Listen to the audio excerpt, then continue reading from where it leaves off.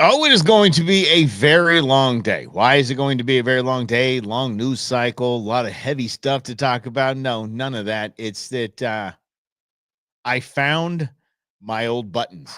That's right, I did. I found my old buttons. If you've been around for a hot minute, you remember these things. I was very excited, but unfortunately, I said, "What does this do?" And I hit one of the buttons, and it went on some like 3 minute like music bed. I'm like, I would, rather just go, one of those kinds of things. Yeah. But that's, yeah, I found my buttons. This might take a while. But do you want to hear the button actually hit? This is awful. The thing, it was like 5 minutes.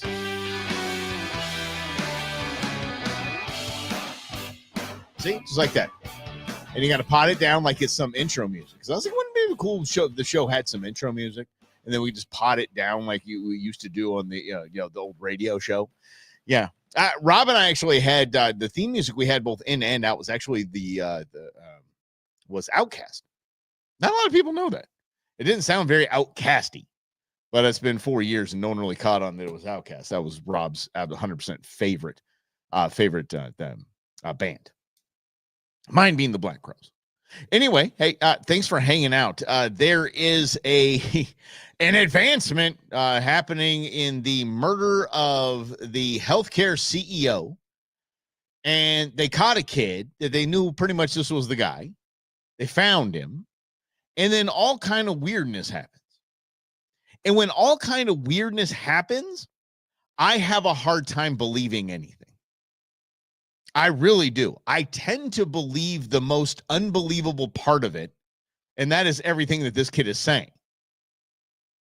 And by all rights, this kid, born silver spoon in his mouth, wealthy family, boarding school, valedictorian, dude seemed to have it all.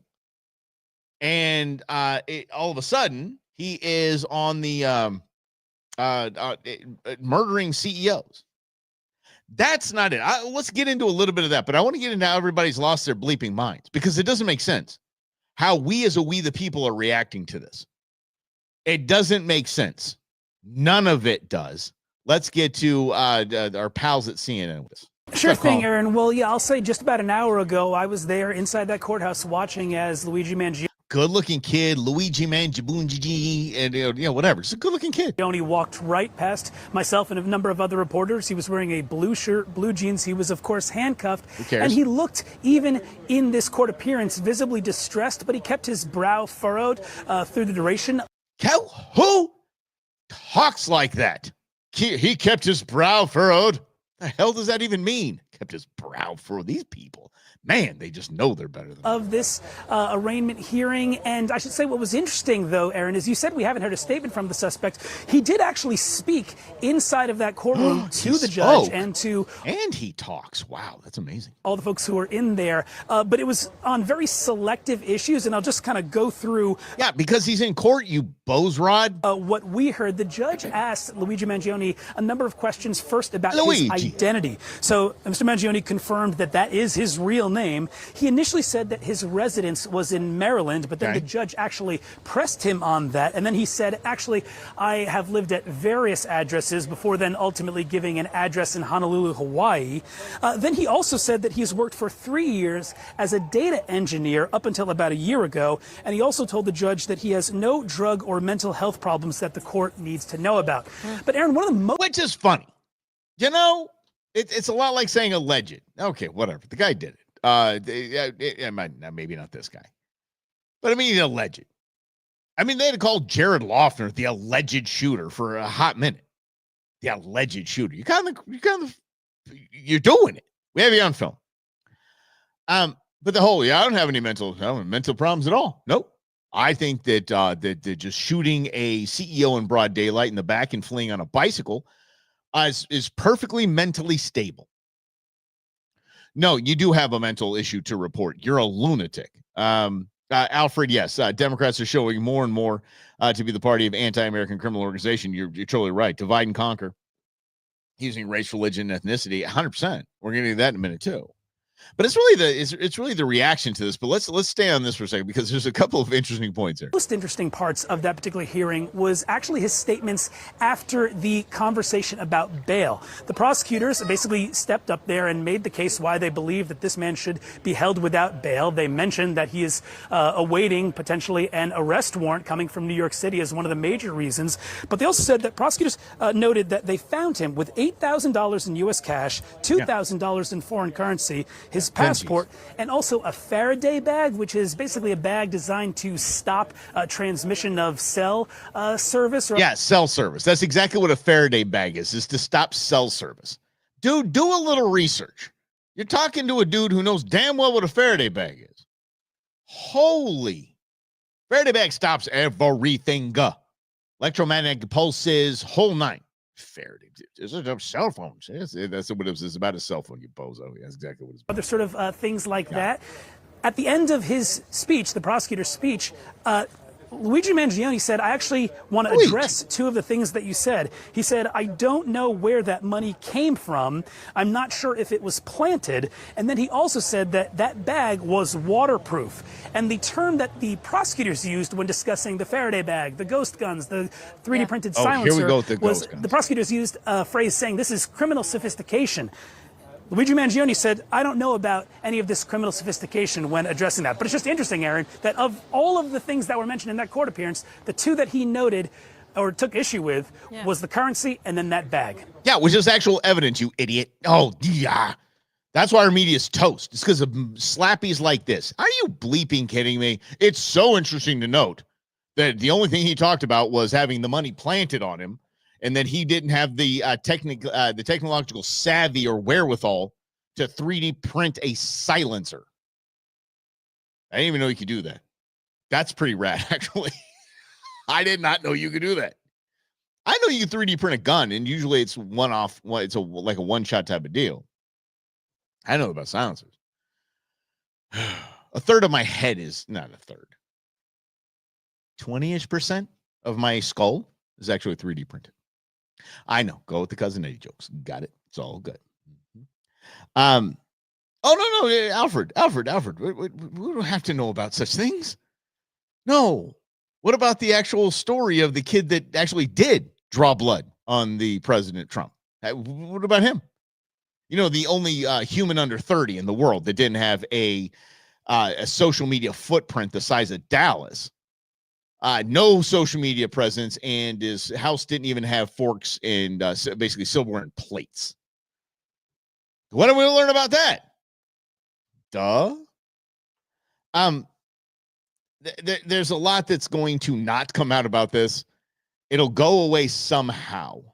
But my problem is the whole Faraday bag thing just drives me nuts. His name is a turd. Yeah, right. I have a problem with some of this. I understand the deep state. I understand that people get whacked all the time. It's steadily becoming more prevalent. It is becoming accepted, and we seem to just be totally okay with any of this stuff. People just dying, people getting killed. This dude was murdered. He was assassinated. And what I'm hearing and what I'm seeing is disgusting. I'm sorry, y'all. The man was the CEO of, by all rights, a gross organization. Insurance companies are. Screw all them all. They have hosed me. They have hosed family. They have hosed friends. It is a disgusting business. It is brought to you by Obamacare. Just so you're very well aware, our healthcare industry, the health insurance industry, was what Obamacare was for. It was to enrich them, give them more power, and screw a hell of a lot of us over so we could say, I saw an Obamacare commercial yesterday during the football game. Who won that, by the way? I really didn't care about the game, and then we just started watching something else, but it was like 2020 at the time. Does anyone know the Kentucky Bungles or the Cowboys won? Let me know, please. Cowgirls. Anyway, I saw a commercial for healthcare.gov. And it was like, my husband and I didn't care about having healthcare until we had 2 children. And then it said healthcare cost $0 per month. everything that's wrong with that whole thing. 0 per month. Oh, we had kids and now we're living off the government. Thanks, Obamacare. Absolutely terrible. All insurance is a scam. Alfred, here's a little funny little point here is the Major League Baseball teams. If you guys didn't hear, and Rhonda might like this, if you didn't hear, Juan Soto of the Yankees decided to leave professional baseball and join the New York Mets. Stole that from the Babylon Bee. Juan Soto, $760 million contract. They don't get that from ticket sales or change that falls out of people's pockets during the games. They get that from insurance companies. They get it from insurance companies. Insurance companies loan professional baseball teams money because insurance companies have more money than God. Yeah. Because it's a complete scam. Anyway, I have heard several things like this. Have had a conversation with someone about this, that the guy had it coming. That, okay, totally justified that this guy killed the CEO of a healthcare company, health insurance company, excuse me, because that health insurance company has denied claims. That is disgusting thinking. It just truly is. If the man is a shrewd business person and that's his business model and that's the business model the board handed him, that's the directive, he ran with it, that is not punishable by assassination in the street. I'm sorry. If he's rung up in court and told me he broke the law and hurt a bunch of people and there's a bunch of civil suits that just bankrupt the guy, all right, fine. Death? No. 50 years old, leaving a wife and kids behind? Nope. No. And that's just some sick thinking. It's scary thinking, to be honest with you. I think it's petrifying. And I mean, by all rights, okay, then we go after the CEO of Monsanto. Yeah, remember the pesticide or the Roundup? Is the Roundup the $1 billion settlement there? Do we go after them because they gave people? How about people who put asbestos in buildings? Asbestos. The companies that did that. Do we go ahead and assassinate their CEOs because they quite literally killed people? Huh? How about the Bayer aspirin, the Bayer pharmaceutical family? How about them? That ordered from Jewish concentration camps, Nazi concentration camps, ordered 200 humans at a clip to test pharmaceuticals on. Do we go assassinate no. Damn it. No.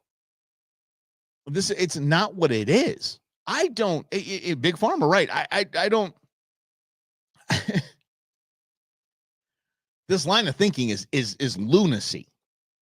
That's okay. It's the same. It's as dumb as Queers for Palestine. That's how dumb this is. You're announcing yourself as an ideologue that has no idea what the hell you speak of.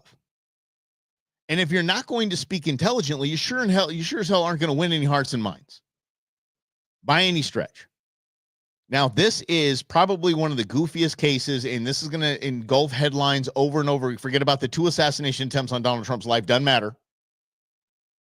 This is what the distraction is. And it's absolutely absurd. And he's got this whole Lee Harvey vibe going on. He really does. I'm just a patsy. Interesting to me. He's brilliant mind. And now they're like, oh, he was on, what's the drug? Ayahuasca, right? The hallucinogen super drug. That I have a very, very close friend and his wife that actually went through with this. And they said that they were going to go do this. And I'm like, y'all are insane, but I love you very much. Good luck. Have fun. Let me know how it goes. They got back. They called me. I answered the phone with a smile on my face. Like, okay, guys, go on. Tell me how this. They said the birth of our child and this were the 2 greatest experiences of our lives. Do you know how many lives that drug has saved? Veterans with PTSD? You have no idea. But this guy, he tried ayahuasca. I think it's called. I think I'm pronouncing it correctly. I don't think I'm pronouncing it correctly. I'm just saying it with confidence. Okay. So he liked to trip a little bit. Do we want to go dancing through our world's history? Yeah. He did this. It's a lot like the shooter had. We went through the shooter's apartment and there was over 200 rounds of ammunition. Oh, no. Oh, gosh. I have that in my truck. 200 rounds of ammunition. Fake it till you make it. Yeah, darn right. Fake it to highway. I'm pretty sure that's what it was. Yeah. Alfred, there's dude, there you go. You can go online and find it. I mean, there's shamans. I don't know what these people are. Some basically just doctor healer dudes that will just monitor you and hang out with you, let you just trip it. Joe Rogan was doing kind of that kind of stuff for a while there. Swore by it. Yeah, basically just doctor supervised tripping is what it is. That makes him, yes. That's the reason he killed the CEO for no reason. No. And what do you have a manifesto? Don't you have a manifesto if you don't make it? Isn't it just a confession at that point? Yeah, I want to read this, but we're gonna get a copy of that manifesto, same as we got the Tennessee school shooter. Not gonna get it. Sorry, not gonna happen. Anyway. All right, let's get to more people losing their minds. How about this? Have you seen the protests in New York City? Jordan Neely! Silence there! Jordan Neely! Washington! Jordan Neely! What's my name? Say my name. Yeah. Jordan Neely protests now, as the jury was hung, and the man was acquitted. Jordan Neely dead. Here's my issue here. None of these people, and let's go ahead and take a look let's go ahead and take a look at these people here. Yeah. You see a lot of white people in masks. And there's very few black people there. This is more just the middle-aged white liberal who is out there. Say his name. No, nothing about the case. Nothing. There is an absence of one key piece of evidence that no one in these protests know about. They're just told there's been an injustice because a white man killed a black man. So it is a gross injustice. You should protest. Did you know that Jordan Neely was still alive when the cops got there? 20-30 minutes after the murderer had stepped off the platform, just like, yeah, dude, yeah, I held the dude, and dude was still alive. He wasn't killed, he OD'd. And he was on a subway threatening to kill people, saying, I don't care, I have nothing. I forget the exact words he said, but this was a clear-cut case of, here was a dude stepping up and saving people's lives. Witness after witness after witness after witness in the trial was on the subway, said, he saved our lives. He saved our lives. He saved our lives. He saved our lives. Doesn't matter. He saved our lives. It is the Floyd effect. You're right. Correct. This is lunacy. And the sooner BLM goes away, not Bureau of Land Management, the sooner BLM goes away, and it could come back up as something like, I don't give a rat's. Can't we all get along.org? I don't care. Black Lives Matter has become a detriment to race relations in this nation. It is setting back race relations. It is adding and stoking the flames of racism. And it's disturbing. Let me give you an example. Same protest. Here we go. The white people here, y'all got work to do. Stay the fuck out of black people business. Go in your neighborhood and do the anti-blackness work in there. Anti-blackness work? Hold on, wait a second. Hold on. Did you? Is it? I know that's not what she meant, but come on. Your neighborhood and do the anti-blackness work in there. Look at the, okay, see her hand? Look at this 30-something-year-old white liberal woman with the kifka, whatever whatever you call those dang things. I mean, she's just, she's pro-Palestine, just every kind of liberal cause she can be behind. And then she's going to go back and get into her Manhattan apartment that costs $5,000 a month and just go about her life. But she feels better because she's right here. And look how scared she is. She's like, why the hell am I here? Why am I here right now? This lady's yelling at me. I don't need your opinion. I don't need yours either, darling. I really don't. I'm proud of you for practicing your First Amendment right and doing your thing. You seem peaceful. I don't know about peaceful. You seem a little fired up.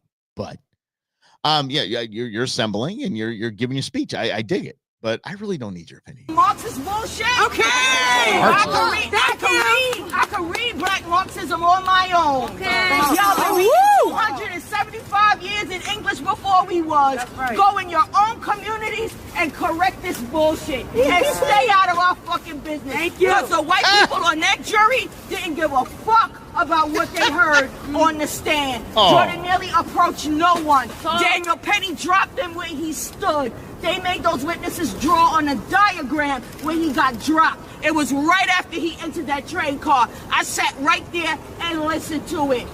So white people, y'all got work to do. Get it, white people. You better deal with your mothers, your fathers, your brothers. Your mothers and your sisters and your brothers. Mm-hmm. Yep. Mm-hmm. Bye. Adios, chica. It's been fun. Thanks for playing. And clean it up. BLM has done more against race relations than any other organization since the Democrat Party. Changed my mind. It's the truth. Democrat Party and BLM are two of the most racist organizations in the galaxy. Again, changed my mind. Prove me wrong. Yeah, God, and she should have ended that with, hallelujah, holy shit. Where's the Tylenol? That's how she should have ended that. Oh, yeah. Would have been fantastic. I would have been, see, that would have bridged the gap right there. I'd have been like, she's my kind of people. I dig that. Let's go watch Christmas Vacation together. Oh, Truman, I think it's a lot more than that. I mean, there's so much that has gone into absolutely screwing what Martin Luther King died for. And it's on the wrong side of the ball.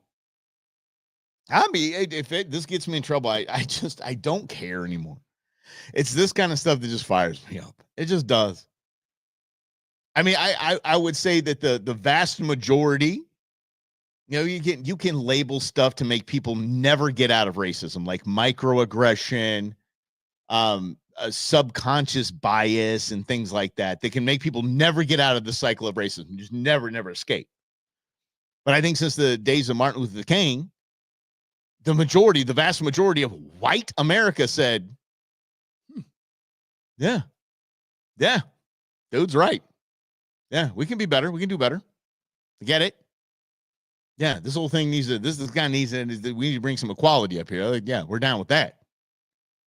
It's women like these and the white women behind her. They're like, we got to keep this flowing. Keep racism alive. Keep segregation alive. Go back to your white neighborhoods instead of our business. That's segregation. That's segregationist speak. They have done more to ruin King's work than anyone, than any group. Al Sharpton is one of the worst, most racist, segregationist speaking, race baiting SOBs on the planet. What happened to Jesse Jackson? He's still around? He's on the Rainbow Coalition, right? Is he still around? I kind of feel like he's like, big shout out to, and the reason why I thought this, I think maybe Maybe he's gone that way. But Phil Robertson of Duck Dynasty fame has been, I believe, diagnosed with Parkinson's or Alzheimer's. I think that's what it was. Yeah. So, yeah. Anyway, let's see. Army brats and veterans need to speak up, break this racism. Racism exists because racists keep calling racist. Amen, man. Amen. Oh, just so it's tiring. It's taxing. You know what time is it Alzheimer's? It really to me is it's a rough time to be a white guy. It's only told me so many times I can be called racist and I've got to go back to my white neighborhood. There's only so many times I can handle that. Truly. There's only so many times I can take you're a white nationalist. You're a threat to national security. That's why Donald Trump won. Because we're fed up with this. It's got to stop. And it stops when people stop screaming on corners about that. It really stops then. Yeah, I like Morgan Freeman's. I don't want a month. I don't want a Black History Month. I don't want any of that noise. Anyway, I mean, people lost their minds. So apparently killing a CEO of a company that you disagree with is okay because that's punishable by murder. And that this case did not go the right way, and they're doing everything they can in their power to make it a sorry, the big smile is one on my face so that because Queen Bee just walked in. But to make it a George Floyd-esque movement, and it's not going to be. Because again, I mean, we learned, like, okay, here's what happened, and then now we then later on we learned the whole story, and we're thinking, hey, guess what we just learned? That all of that was really, oh, yeah. Mm-hmm. People are saying hello, Queen Bee. Do you want to come in and talk politics? Come on in. You said she gets nervous when I said to come in here, but she said you want to talk politics. You talk politics, just say hello. It's okay. It's okay. Say hello. Hello. See? Do you want to do a show? You go ahead. What would you like to talk about? Say no. Huh? She comes and she smells so nice. What's that? She said she will be a co-host. You guys in for that? You guys in for that? We might not survive, but it'd be. I think it'd be a good show. Mm-hmm. Yeah. I have a great sister. Oh my goodness sakes! All right, let's get back to it here. There is a fear that the incoming administration is going to take on the January 6th committee, going to arrest them and imprison them. Here's another thing. This is see a headline and everybody start to freak out about it. Let's go ahead and freak out about it when you drop back and go, okay, wait a second. How can a president just come in and throw people in jail? Jan 6 committee did. But how can a president legally, which is not happening with the J6 prisoners, but what would happen if you just said, okay, Liz Cheney, Adam Schiff, all right, you guys go to jail? Can't. It's not how our system works. There has to be due process, and you got to get arrested for a reason. Got a grand jury's got to come in and say yes. So this whole thing is let's just go with this here. This bozo. Former President Trump in an interview suggested that January 6 members should be jailed. Do you have any reaction to that? And do you think he suggested, by the way, that's definitely going to happen now, apparently, because that's how our system works. Yeah. A preemptive pardon is necessary? Well, I'll take it one at a time, okay? First of all, former to-be President Trump is absolutely wrong. There's nothing we did as a January 6th Select Committee that violates the law.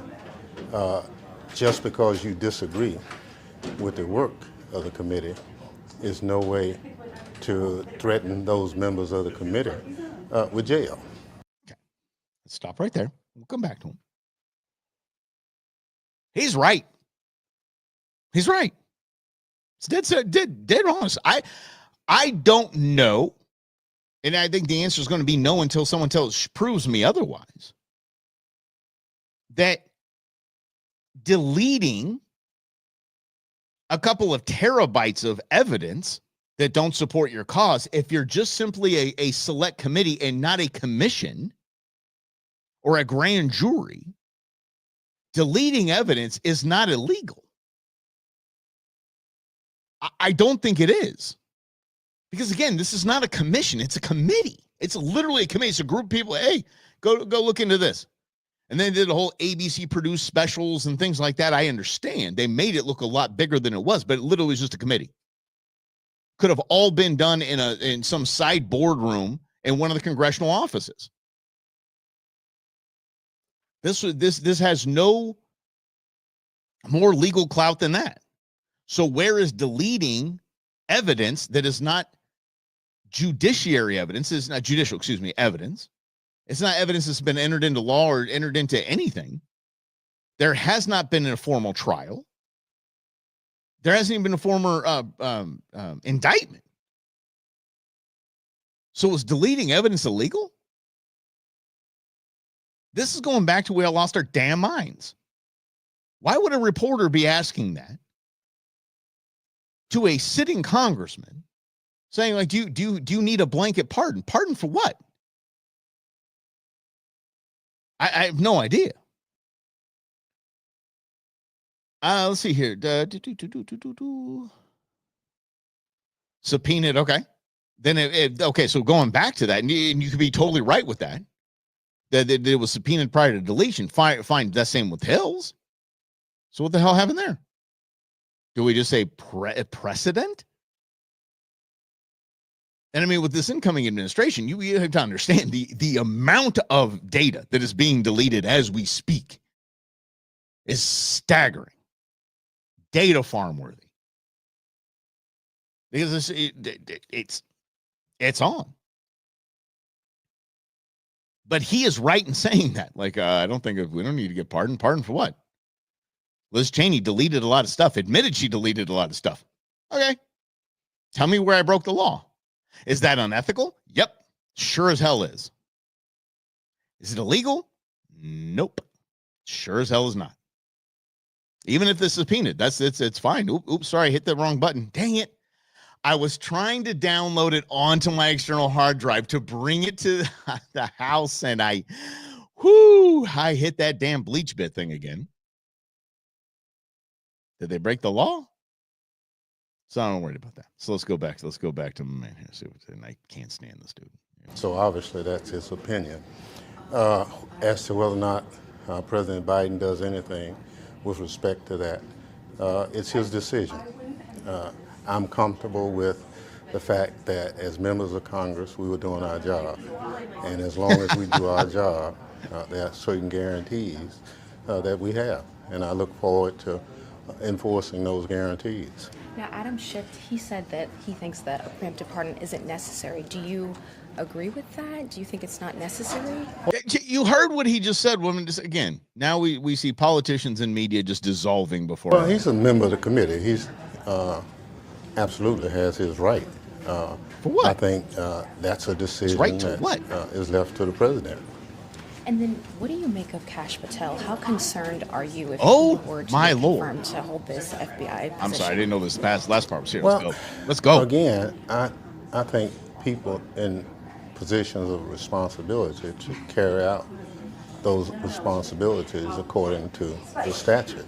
I don't think you have to go against individuals because you dislike them or they take positions you disagree. Okay, I'm done with you. I said let's go, forgetting that he's a representative and has zero to do with Kash Patel's confirmation. Zero. Bye. Don't care. That guy could have said Kash Patel, kicked my wife in the face, and I'm voting no. He's not voting. Find them maybe. I don't know. But you can still fire them. You can take them off. I understand that, but I mean there can be civil stuff there too. There's a lot of avenues that are just whatever. Because can we be honest? When it comes to Jan 6, no one cares. Literally, no one does. No one. If there was an indictment, if there was a federal indictment for insurrection Jan 6 right now, no one would care. Or I'm sorry, the day before the election, with the same results. So them just barking up this tree of pardons in all of this. But again, like we discussed yesterday, you're just asking the wrong question. What do you need a blanket pardon for if you didn't do anything? You didn't do anything wrong. What do you need a blanket pardon for? Pardons are for something you're convicted for. Convicted of, excuse me. Why in the world why would you need a blanket pardon if you didn't do squat? Yeah. Oh, do you think in the media, that's the thing. The reason why the media keeps asking the Jan 6 committee if they should be pardoned, because they knew damn well what they did. It was exactly what Rob and I said was going to happen on January 6th. They were going to do this. We honestly didn't even expect it to get this crazy. A fun story, though, that I was reading the other day. And, a lot of people remember Elon Musk used to be the darling of the left. And now he's public enemy number one. But the more and more that you read about the guy, the more you really kind of see the genius behind what this dude is. There was a time where Tesla was starting to just absolutely kick butt here in the United States and really take hold. I mean, he was essentially the moment he decided, I believe it was the S or whatever it was, that was going to be $30,000, which currently is $17,000 less than the average new car. Sorry, $20,000 less than the average new car. Thought that he was just, it was just going to kind of go off on the thing. BMW was dominating the European electric vehicle market. And I mean, dominating, crushing it, absolutely dominating. You know what Elon Musk did? Elon Musk gave BMW and all auto manufacturers all of his patents. So here you go. Here's the keys. Polex or Polixer or whatever these other EV things about this. They're just ripping Elon stuff off because he gave it to him. So here you go. You can have it. And why did Elon Musk still have $44 billion to buy Twitter? Because remember when he opened that Gigafactory, Arizona was in the running for the Gigafactory. The Gigafactory made electric car batteries.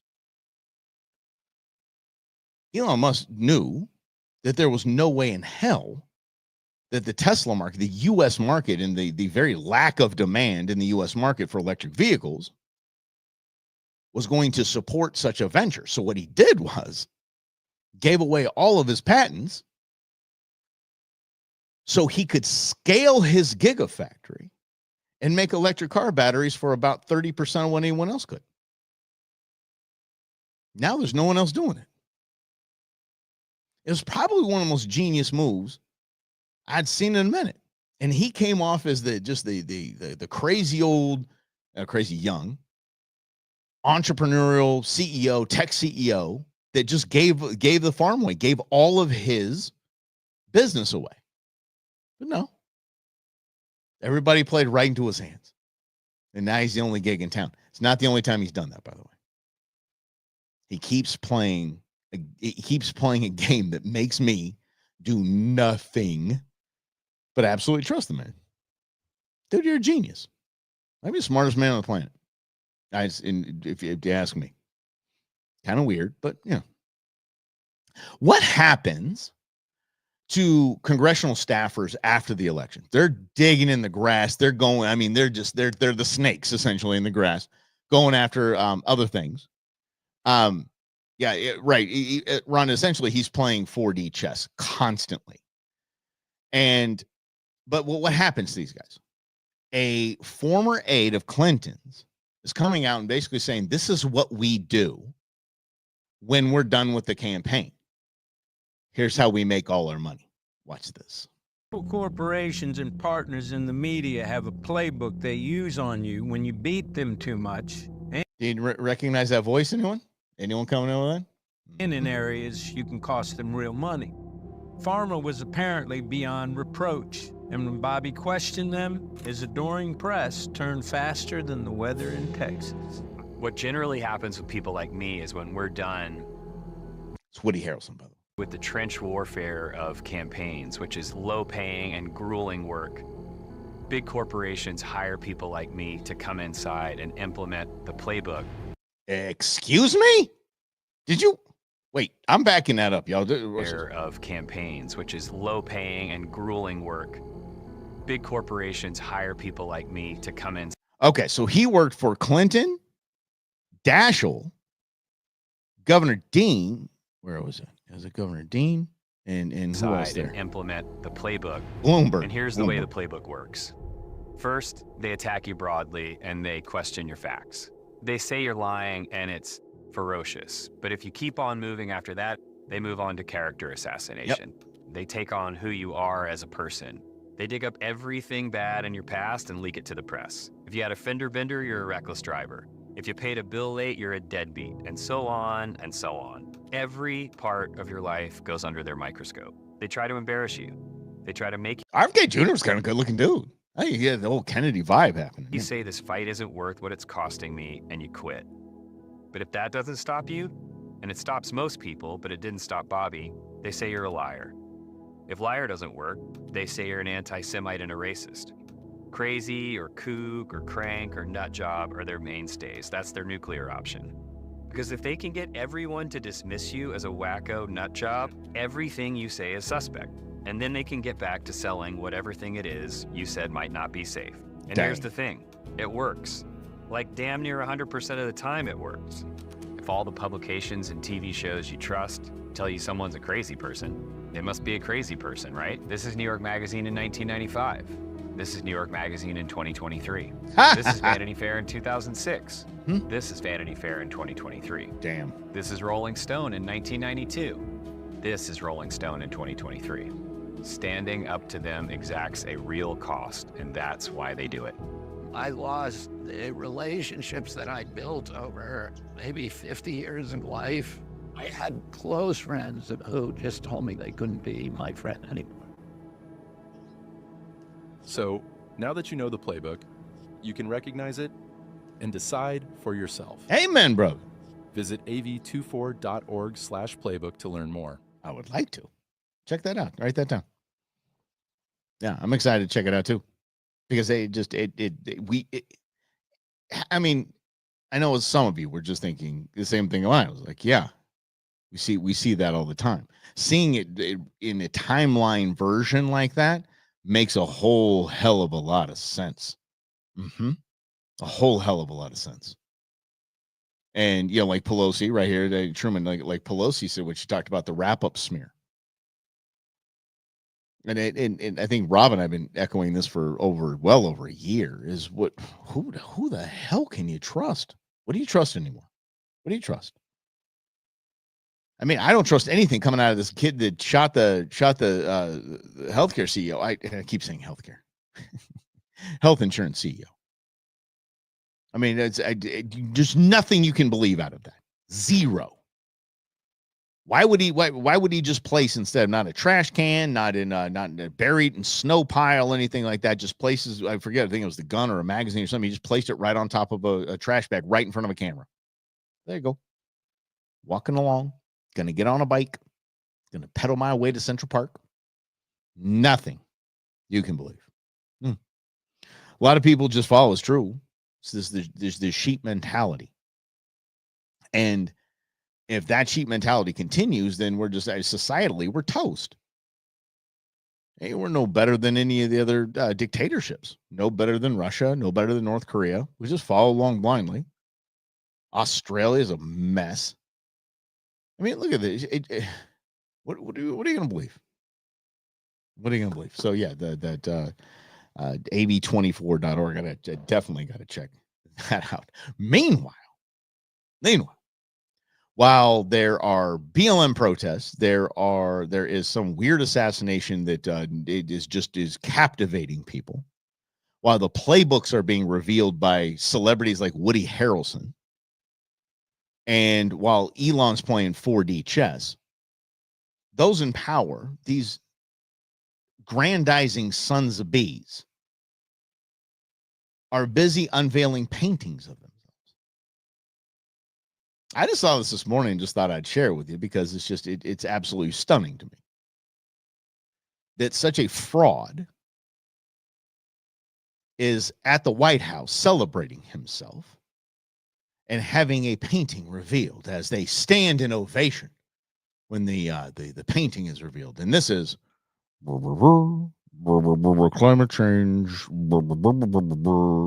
I don't have a private jet. John Kerry.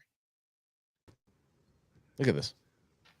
That's him over. That's over here on the right. Make sure photographers get over and see this. Look at these people standing here like it's something. Standing anything like this guy has done anything for his country but defraud us. Look at this.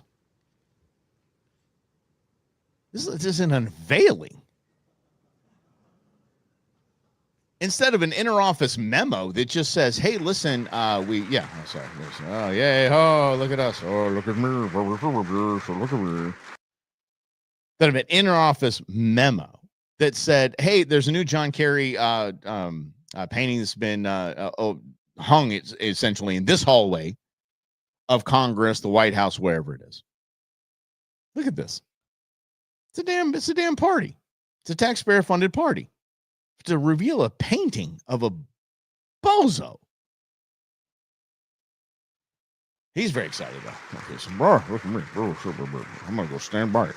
Look at me. Foreign press, Senator Brief. Foreign press. Oh, come on.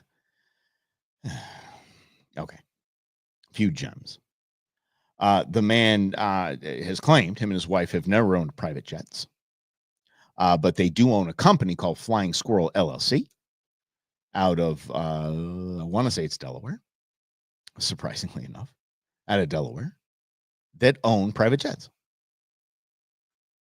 But he convinces you, I've never owned a private jet. That would hurt the earth. that would emit carbon. I don't own that. I just own the company that owns them.